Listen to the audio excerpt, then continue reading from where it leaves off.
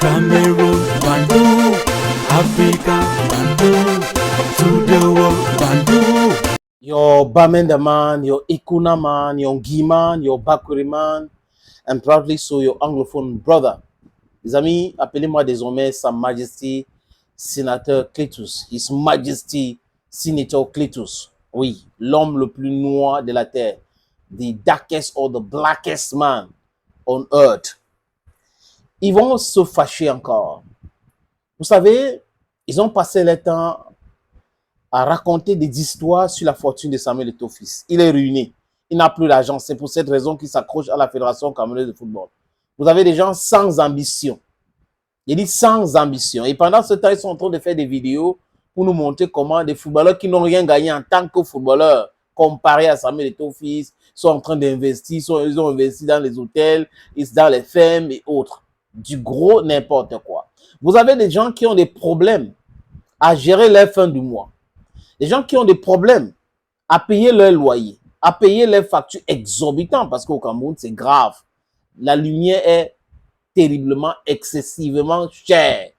Alors, on n'a même pas la lumière. C'est-à-dire qu'il y a le noir, mais les factures viennent toujours chères. Vous pouvez avoir la lumière 7 sur 30.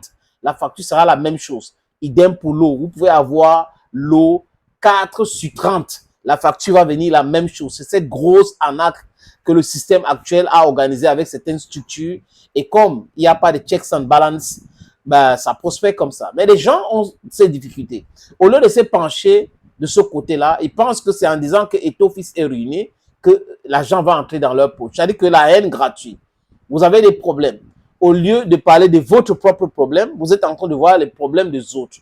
Quand vous courbez pour regarder un de quelqu'un, sachez que quelqu'un d'autre est en train de regarder votre 1-1. Vous comprenez très bien, non, les amis. Nous sommes sur le RS et à Mondo Vision, il y a des choses qu'on ne dit pas. Forbes, donc, Wealthy Gorilla, sort donc cette information très, très importante. Et on se rend compte que dans cette information, les gens qui parlaient des taux qui étaient ruinés et autres sont juste des gens en manque de confiance, en manque d'inspiration. Des gens, comme on les appelle chez nous à Ikuna et à Bamenda, bad belly people. Quelqu'un qui a un jet privé, il voyage en jet privé. La plupart du temps, c'est celui-là qui n'a plus d'argent. Et les gens qui n'arrivent pas à payer le transport pour quitter Douala et là à Yaoundé, ce sont ceux-là qui ne sont pas ruinés, du n'importe quoi. Les amis, je vous propose donc la lecture de cette information. Selon cette information, Samuel Eto'o-Fils reste le footballeur africain le plus riche, malgré le fait qu'il est en retraite.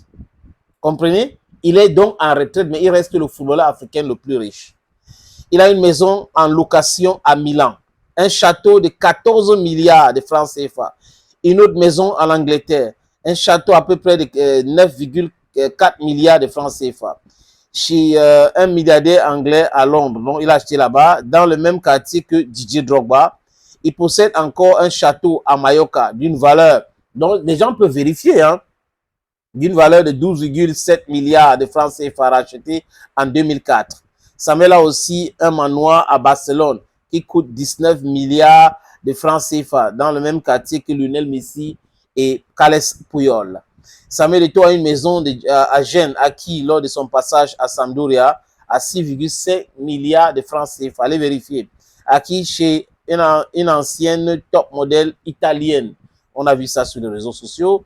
Les hôtels. Samuel Eto'o a racheté un hôtel chez le président de Antalyaspor en Turquie à 32 milliards de francs CFA en bordure de mer. Il est aussi copropriétaire d'un hôtel 5 étoiles à Moscou racheté chez Kirimov avec un homme d'affaires gabonais. C'est là, it's on record. You can go and verify. All what I'm saying here, you can verify online. Go verify. Il a 4 sociétés, donc montre de luxe, marque Eto'o World, société ou Utopia Management Sportif, Utopia qui fait dans le management sportif. Et il a déjà vendu à peu près 60 joueurs professionnels, société location d'avion avec son propre jet privé et un parc automobile de 43 véhicules de luxe édition limitée en Côte d'Ivoire. On a vu quelques images et vous rappelez qu'à l'époque, quand Kameko était en train de vouloir jouer le sale jeu avec la Fédération camerounaise de football pour le match Cameroun-Namibie, il avait déjà préparé les avions pour porter les joueurs et aller à Garoua avec. Donc, vous comprenez très bien. Il a offert donc un pavillon de 700 millions. C'est clair, vous allez à la Quintini, vous allez voir pavillon Samuel Eto'o-Fils, ça a coûté 700 000 francs CFA. Et il est en train de construire un hôpital à Sombengue, à l'heure où nous parlons. Si vous connaissez quelqu'un à Sombengue, demandez-le, vous allez voir. Et le budget donc est estimé à plus de 500 millions. À l'heure où on est en train de parler, Samuel Eto'o-Fils est en train de construire un hôpital à Sombengue. Les habitants de Sombengue sont là, ils sont là. Donc, ils peuvent confirmer. À ce moment, Samuel Eto'o-Fils, selon Forbes, pèse. Donc, c'est Forbes. C'est pas moi. Forbes pèse combien? 95 millions de dollars en liquide dans les banques, sans compter les biens. Donc, là où il est là. Les amis, prenez votre calculatrice. Le dollar, c'est 622, parfois 650, 660, ou ça dépend.